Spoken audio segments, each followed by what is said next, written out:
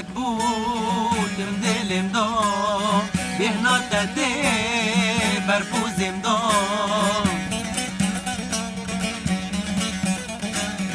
گلک بودم دلم دا بهنا تده برپوزم دا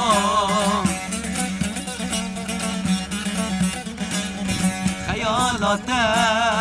برچاوم دا کلا گریز منگیم نابه خیالات برچاوم دا کلا گریز منگیم نابه هره هره هره رشه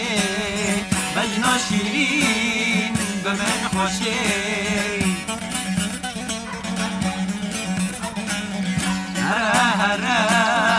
هره رشه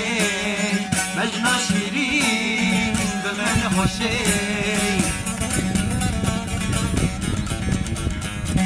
من جه خورا مزن کرمو خلقی برین سنگه پاشه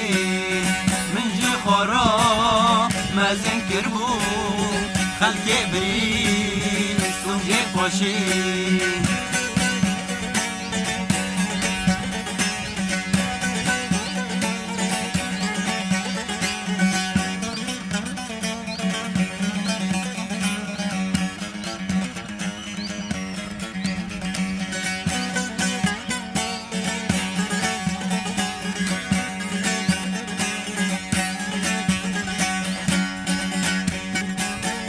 نارم نارم بیتر نارم بیتر رشه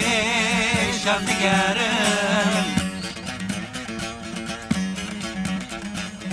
نارم نارم بیتر نارم بیتر رشه شب دیگرم خلکی چویی مالا خاکه در درشه وز رزیلم خلکی چویی مانا خاکه در درشه وز رزیلم هره هره هره رشه بجنا شیرین به من خوشه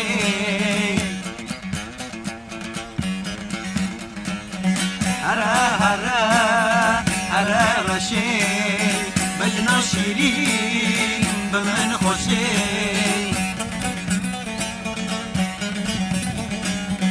من جه خورا مزن کرمو خلقی بری سنجه پاشه